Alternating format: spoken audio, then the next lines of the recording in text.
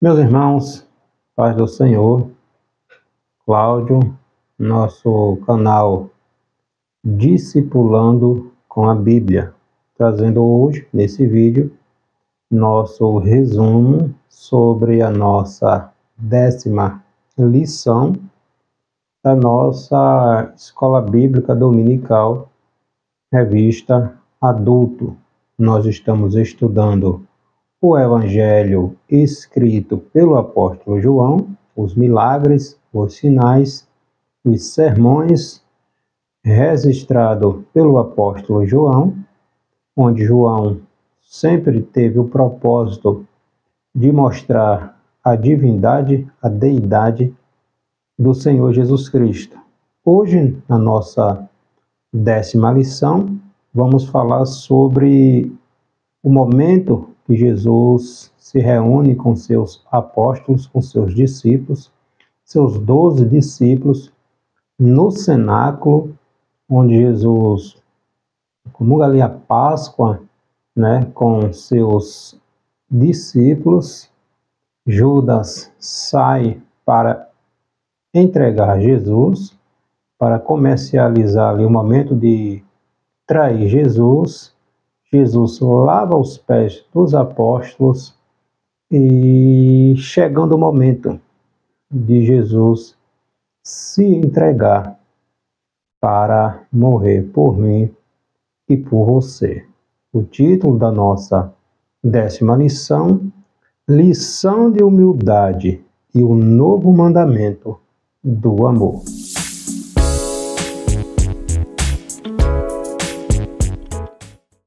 Vamos trazer este estudo, este resumo sobre este capítulo 13, registrado ali no Evangelho escrito pelo apóstolo João. Os objetivos desta nossa 10ª lição: aprender a amar, inclusive os que podem nos causar mal, desenvolver um amor perseverante, descobrir o significado profundo de amar como Jesus nos amou. Amar, descobrir o significado. O que é amar? O apóstolo Paulo vai dizer lá no capítulo 13 da carta escrita aos Coríntios, 1 Coríntios, capítulo 13. Se faltar o amor, está faltando tudo, tá? Nosso textuário está aqui no capítulo 13, versículo 34. Novo mandamento vos dou, que vos ameis uns aos outros. Assim como eu vos amei, que também vos ameis uns aos outros. Nossa verdade prática: o verdadeiro amor se transforma em ações de serviço e humildade. Nosso texto bíblico está aqui no capítulo 13. Leia o capítulo 13 do Evangelho escrito pelo apóstolo João, onde está esta nossa 10ª lição, está contextualizando. Estamos estudando nesta lição, nossa 10ª lição, o capítulo 13 de João. Na nossa lição passada, na nossa 9ª lição, nós estudamos Jesus, o momento ali que Jesus ressuscita Lázaro. Nós estudamos todo o contexto, toda a história que envolveu Jesus indo até Betânia depois de 4 dias para ressuscitar um homem que havia 4 dias morto. Já há 4 dias, Lázaro estava morto, ou seja, já estava ali no processo de decomposição. No entanto, quando Lázaro ouviu a voz de Jesus lá do paraíso, Lázaro voltou à vida, ressuscitou, saiu da tumba e deu glória a Deus. A partir de agora, aqui do capítulo 13, Jesus não se dirige mais ao público externo, tá? Jesus fica mais restrito aos seus discípulos, tá? O ministério público de Jesus, de uma certa forma, estava chegando ao seu final, pois ele se reúne com seus apóstolos após Jesus ressuscitar Lázaro. Jesus fica alguns dias ali em Betânia, depois os fariseus tramando a todo instante prender Jesus, silenciar Jesus, inclusive tentando lançar mão no próprio Lázaro que Jesus havia ressuscitado. Então Jesus se retira alguns dias, vai para uma cidade ali chamada Efraim, tá? Depois Jesus volta para Betânia, onde está ali o episódio que Maria, né, a irmã de Lázaro, a irmã de Marta, derrama aquele nardo cheiroso, preciosíssimo, nos pés de Jesus e enxuga com seus cabelos. Também nesse mesmo episódio que Judas fica indignado, Judas Iscariotes, porque Maria derramou aquele preciosíssimo perfume nos pés de Jesus. Tá? Judas, olhando para o preço que aquilo valeria, né? E ele achou um desperdício Maria depositar ou derramar aquele perfume preciosíssimo, caríssimo, nos pés de Jesus. João vem registrar que, na verdade, a intenção de Judas Iscariotes era algo totalmente diferente. Não simplesmente vender aquele perfume, aquele preciosíssimo ornamento, né, aquele recipiente, e dar aos pobres. A intenção de Judas era apoderar-se da quantia que valeria aquele perfume, tá? Então, do capítulo 13 ao capítulo 17 aqui do Evangelho escrito por João, nós vamos ver uma mensagem de despedida de Jesus, né, para seus discípulos, culminando ali com sua oração intercessora. João capítulo 15, Jesus vai nos falar sobre ele ser a videira verdadeira, sem ele nada podemos fazer. Capítulo 16, Jesus nos prometendo enviar o seu Santo Espírito. E no capítulo 17, a oração intercessora de Jesus por seus discípulos, estava ali com ele, e por cada um de nós. Depois disso, Jesus se entrega ali aos acusadores e levam Jesus até a cruz, tá? Então, João capítulo 13 nos ensina a humildade de Jesus, quando ele lava os pés dos seus discípulos, incluindo o próprio Judas Iscariotes, tá? Primeiro tópico da nossa lição: amor a toda prova. Sua hora havia chegado. Jesus sabia que seria traído. Jesus sabia da confiança do Pai. Então, Jesus, após esse episódio de Maria, ungindo os pés do Senhor e secando com seus cabelos, Jesus vem para Jerusalém, né, naquele episódio em que Jesus entra montado num jumentinho e as pessoas clamando, hosana ao nosso rei, tá? Querendo declarar Jesus ali como rei, tá? Depois Jesus se dirige ao cenáculo somente com seus discípulos, tá? No tabernáculo, Jesus confronta o orgulho dos seus discípulos, lavando os seus pés, desmascara Judas Iscariotes, apontando como aquele que estava na iminência de lhe trair. Comunica aos seus discípulos que partiria muito em breve e que eles, no momento, não poderiam acompanhá-lo. Pedro se dispõe a dar a própria vida por Jesus, e Jesus fala com Pedro que naquela mesma noite ele o negaria 3 vezes, tá? Então é nesse contexto, chegando às últimas horas de vida do Senhor Jesus antes da sua crucificação. A hora havia chegado, aqui no capítulo 13, versículo 1 diz assim: Ora, antes da festa da Páscoa, sabendo Jesus que era chegada a sua hora de passar deste mundo para o Pai, tendo amado os seus que estavam no mundo, amou-os até o fim. Então Jesus sabia que sua hora havia chegado. Em várias passagens nós observamos, nós estudamos Jesus dizendo que sua hora não havia chegado.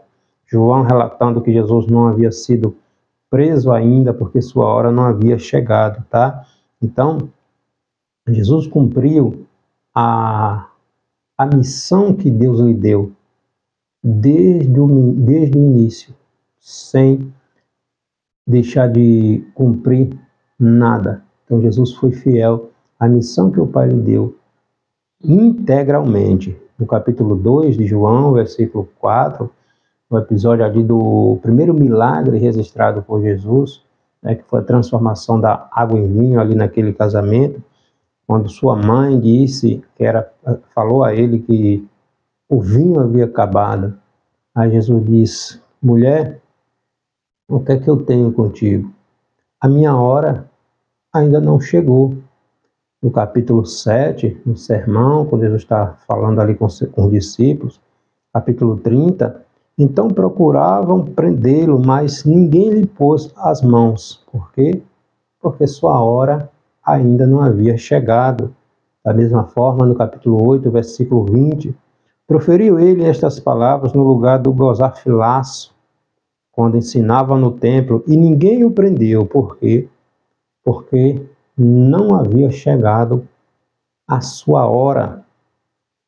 Capítulo 12, versículo 23, quando Jesus entrou triunfantemente ali em Jerusalém, montado na jumentinha, né? Jesus anunciou: é chegada a hora de ser glorificado o Filho do Homem. E aqui no capítulo 13, versículo 1, tá? Antes da festa da Páscoa. Ora, antes da festa da Páscoa, sabendo Jesus que era chegada a sua hora de passar deste mundo para o Pai, tendo amado os seus que estavam no mundo, amou-os até o fim. Observemos, amado os seus que estavam no mundo. No capítulo 17, versículo 14, Jesus diz que assim como ele não é do mundo, nós também não somos do mundo. Tá? Estamos aqui, mas não somos daqui. Tá? Então, terminado no capítulo 17, versículo 1, tendo terminado seus ensinos no cenáculo, antes de ir para o Getsêmani, Jesus disse: Pai, é chegada a hora. Glorifica o teu filho para que o filho te glorifique a ti. Havia chegado o momento em que o Filho de Deus, momento de maior agonia, de maior dor, de solidão, o Filho de Deus suportou o maior peso da história, que foi a carga do pecado da humanidade sobre seus ombros, sobre suas costas. O momento que Jesus se sentiu sozinho, desamparado, seus discípulos fugiram, abandonaram. O momento que o Filho de Deus, apanhando, sofrendo, mas vislumbrando logo adiante a minha e a tua vitória. Louvado e exaltado é o nome do Senhor. Jesus sabia que seria traído. Capítulo 13, versículo 2, durante a ceia, tendo já o diabo posto no coração de Judas Iscariotes, filho de Simão, que o traísse Jesus, tá? Então Jesus nunca, irmãos, nunca esteve enganado acerca de ninguém, principalmente acerca de Judas Iscariotes. Jesus sabia que Judas Iscariotes havia de traí-lo, o discípulo traidor, ele é mencionado 8 vezes nos evangelhos, no evangelho aqui escrito por João. Em Lucas capítulo 22, versículo 3 diz: e Satanás havia entrado em Judas. Então, andar com Jesus não é a mesma coisa de estar em Jesus ou Jesus está na pessoa. É algo totalmente diferente, porque Judas Iscariotes andou com Jesus, aprendeu com Jesus, realizou milagres no nome de Jesus, mas Jesus não estava nele. Ele não deixou Jesus mudar seu caráter, mudar sua vida. Então, há algo totalmente diferente em andar com Jesus e estar em Jesus. Tá? Então, Judas Iscariotes nos ensina isso. Nem mesmo a pior das traições, que é Judas Iscariote traindo Jesus, frustrou, atrapalhou os planos de Deus. Pelo contrário, contribuiu para que o plano de Deus seguisse na íntegra, tá? Então Jesus sabia da confiança que o Pai havia depositado nele. Capítulo 13, versículo 3. Sabendo este que o Pai tudo confiara às suas mãos e que ele viera de Deus e estava voltando para Deus, mesmo na hora mais angustiante de sua humilhação, Jesus sabia quem era, de onde tinha vindo, o que faria e para onde retornaria. Jesus não era uma vítima indefesa, irmãos. No capítulo 10, versículo 18, quando ele está falando ali sobre ser o bom pastor, ele diz: eu dou a minha vida pelas minhas ovelhas. Ninguém me força. Eu, de mim mesmo, dou a minha vida pelas minhas ovelhas, tá? Então, Jesus não era um mártir, não era uma pessoa indefesa. Isto é amor. Isto é amar a humanidade, tá? Ele era o Redentor, cumprindo plenamente a missão, o projeto que Deus, o Pai, havia lhe confiado. Que Deus havia prometido lá em Apocalipse, capítulo 3, versículo 15, que da semente da mulher nasceria o Messias, o varão, que esmagaria a cabeça da serpente, que nos resgataria do seu poder. Então, Jesus, capítulo 10, versículo 18, diz: eu mesmo dou a minha vida pelas minhas ovelhas. Nosso segundo tópico: lavar os pés dos discípulos, amor perseverante. Lavou os pés dos discípulos Pedro e Judas. Pedro e Judas, tá? Então, aqui no capítulo 13, versículo 1 novamente. Ora, antes da Páscoa, sabendo Jesus que era chegado a sua hora de passar deste mundo para o Pai, tendo amado os seus que estavam no mundo, amou-os até o fim, mesmo sabendo que seus discípulos o abandonariam, mesmo sabendo que Judas Iscariotes iria traí-lo, que Pedro iria negá-lo, que os outros se dispersariam. Jesus amou. Jesus amou. Quando Judas estava ali entregando Jesus e saúda Jesus com um beijo, Jesus chama de amigo. Amigo, tu fazes isso comigo, tu me traz, tu me entrega. Amigo. Aquele que andara com o Senhor, que aprendera com o Senhor, que for instruído pelo Senhor,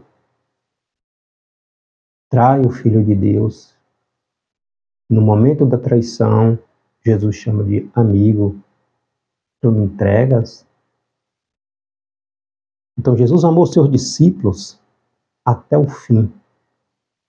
Amou-nos a ponto de deixar a sua glória, entrar no mundo, fazer-se carne, ser perseguido, ser odiado, ser zombado, ser cuspido, ser pregado numa cruz, carregando sobre seus ombros,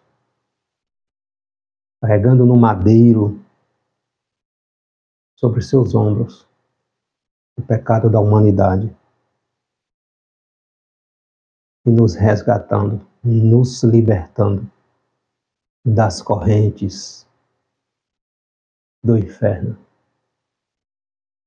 Sozinho, momento de maior dor, de maior agonia, de maior sofrimento, quando o Filho de Deus olha para um lado, olha para o outro e sente-se só, sozinho.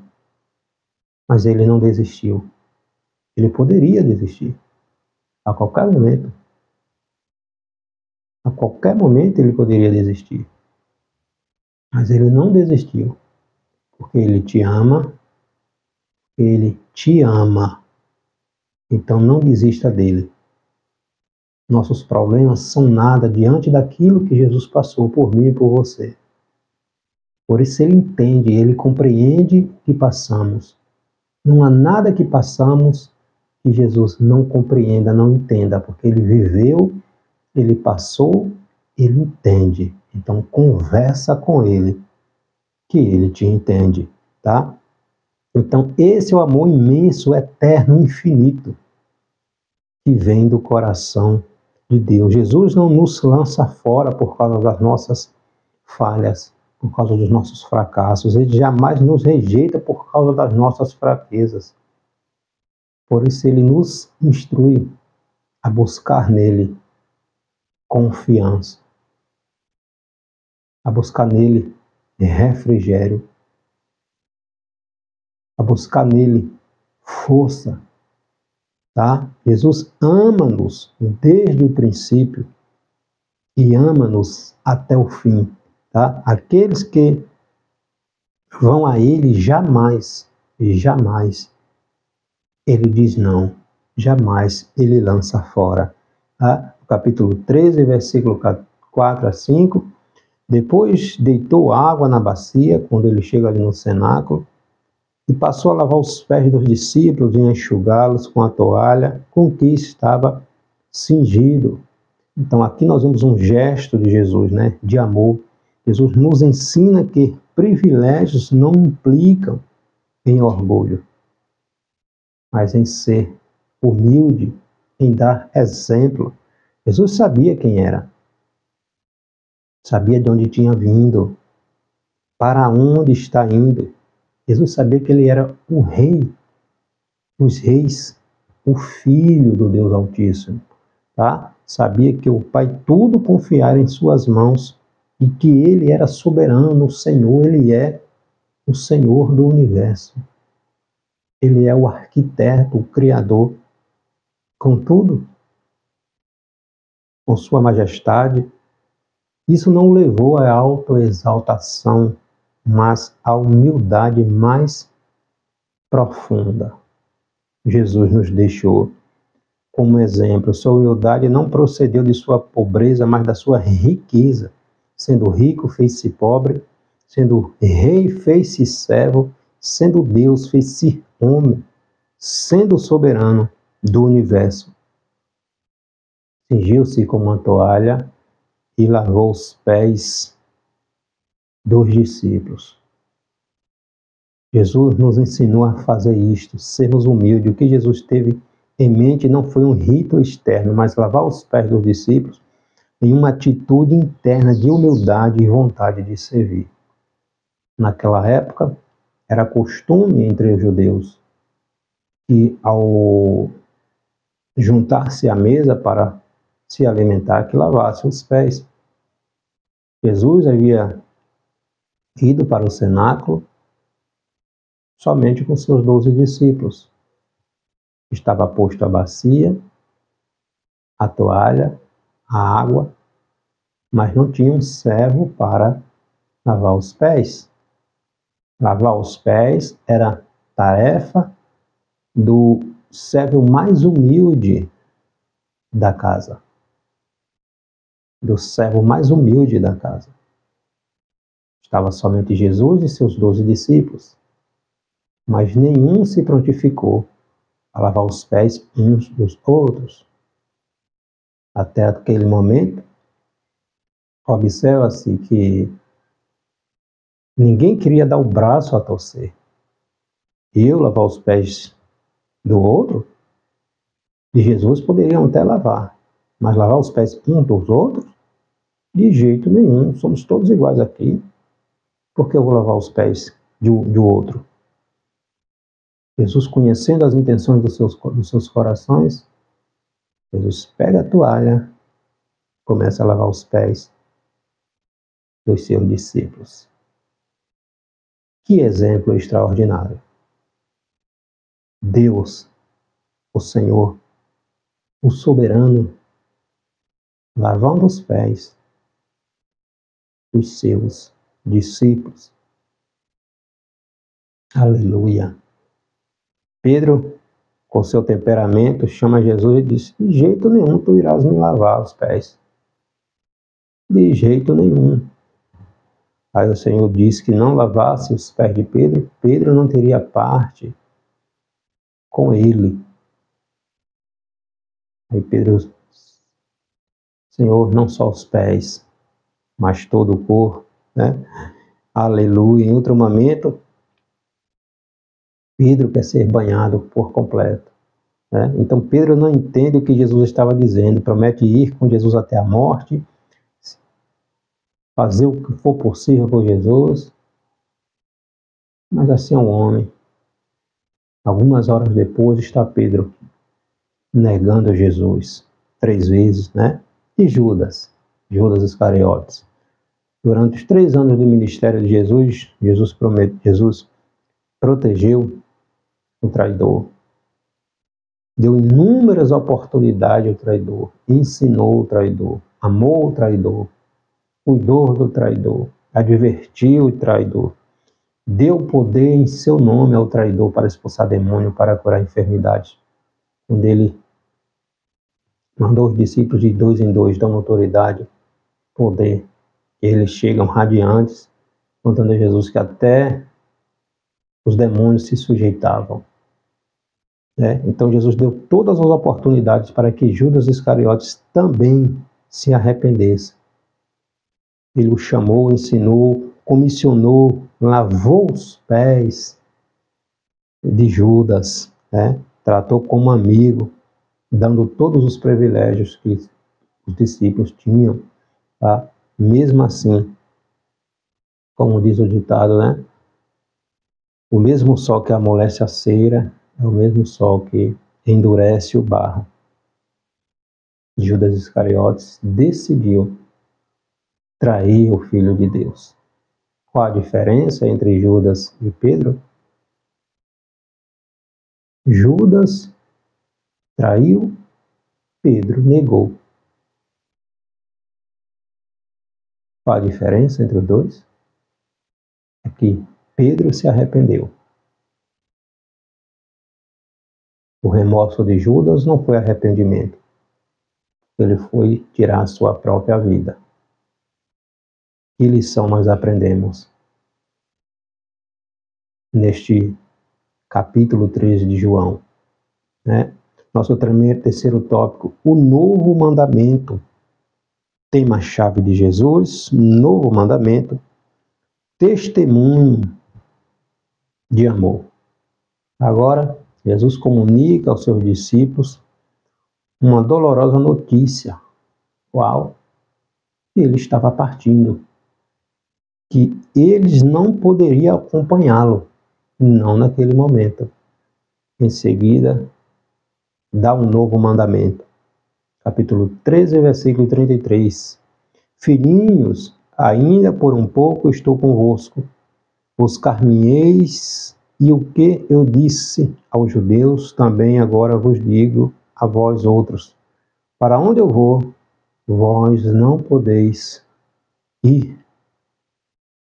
Jesus estava para partir. Os discípulos não poderiam acompanhá-lo, não naquele momento. Em outra ocasião, lá no capítulo 6, versículo 68, quando Jesus interroga, depois daquele sermão firme, duro, onde os discípulos começam a ir embora um a um, aí Jesus chega para os seus mais próximos e diz: e vocês também não irão? Não vão embora? Pedro diz: Senhor, para quem iremos? Se só tu tens a palavra de vida eterna. Agora Jesus está dizendo que para onde ele vai, os discípulos não poderão ir. Então, como Jesus poderia amar até o fim, se para onde ele estava indo, os discípulos não poderiam ir? Até aquele momento, eles, os discípulos, não compreenderiam, não estavam compreendendo ainda toda a missão envolvida naquele processo, tá? No capítulo 13, versículo 34, um novo mandamento vos dou, qual? Que vos ameis uns aos outros, assim como eu vos amei, que também vós vos ameis uns aos outros, tá? Então, em que sentido nós podemos compreender este novo mandamento? Então, o mandamento é novo porque, pelo exemplo de Jesus, capítulo 3, versículo 34, assim como eu vos amei. Jesus está dizendo, assim, o mandamento é novo porque assim como eu amo vocês, assim como eu vos amei. Jesus amou os discípulos, andou com eles, ensinou, exortou, amou os discípulos, os serviu. Aleluia. Amou os discípulos a ponto de dar sua vida por eles. Amou os discípulos não como a si mesmo, mas muito mais do que a si mesmo. A ponto de morrer, de dar a sua vida e deixar a sua glória para amar, para resgatar, para trazer de volta, para curar, para colocar nos ombros, para curar as feridas, para trazer de volta o aprisco, para dar a sua vida, como ele diz no capítulo 10, versículo 18. Eu dou de mim mesmo a minha vida pelas minhas ovelhas. Ninguém me obriga. Eu amo a ponto de dar a minha vida para resgatar as minhas ovelhas. João 3,16. Porque Deus ama o homem com amor tão infinito, tão extraordinário, a ponto do seu Filho deixar a sua glória e morrer para pagar o preço que estava sobre nós. A cédula que estava nos acusando, Jesus pagou, nos comprou e nos libertou. Então, o mandamento é novo pela sua exigência prática, que vos ameis uns aos outros. Assim como eu vos amo, que vos ameis uns aos outros. Jesus não apenas deu a sua vida pelos seus discípulos, mas agora ordena que os discípulos amem uns aos outros da mesma maneira que ele nos amou. João, aqui na sua primeira epístola, capítulo 3, versículo 16, ele diz: nisto conhecemos o amor de Cristo, que deu a sua vida por nós, e devemos dar também as nossas vidas pelos nossos irmãos. Capítulo 13, versículo 35. Nisto conhecerão todos que sois meus discípulos, quando se tiverdes amor uns para com os outros. Então Jesus ensina o que é o amor. Jesus ensina que o amor é a apologética final, o argumento decisivo, a evidência mais robusta de que somos seus discípulos. Quando amarmos uns aos outros. O discípulo é aquele que transforma suas palavras em ações. Não é simplesmente aquele que fala, mas aquele que transforma as palavras em ações. O discípulo, ele segue o seu mestre. Ele copia o seu mestre. Ele aprende com o seu mestre. Ele pratica aquilo que seu mestre praticou, ensinou. Então, o discípulo é aquele que transforma suas palavras em ações. Tiago vai dizer na sua epístola, capítulo 1, no versículo 22, para não sermos apenas ouvintes, mas praticantes. Então, não há maior força evangelística do que a prática desse novo mandamento, que é o exercício do amor. Então, a vida em amor, em alegria, em paciência, em amabilidade, bondade, brandura, representa por si mesmo uma poderosa evangelização, um testemunho para o mundo. E o mundo em suas aflições anseia por esta autêntica comunhão, mas nunca terá. Ela só vem de Cristo. Jesus não está dizendo que dons espirituais, que milagres, que ortodoxia, que conhecimento bíblico são as marcas do verdadeiro discípulo. Jesus está dizendo que se amarmos uns aos outros, este é o mandamento que ele nos dá. Não adianta termos todo este arcabouço de conhecimento, de cultura, se faltar o essencial, amor. Nisto conhecerão todos que sois meus discípulos, se tiverdes amor uns com os outros. Uns com os outros. Porque Deus é amor. Amor tão extraordinário, que morreu no meu e no teu lugar. Fiquemos com esta reflexão. Não adianta ter todo o conhecimento, ter toda a sabedoria, ter toda a riqueza do mundo. Jesus resume os 10 mandamentos em 2. Ama Deus acima de todas as coisas. Depois, ama o teu semelhante como a ti mesmo. Que Deus abençoe.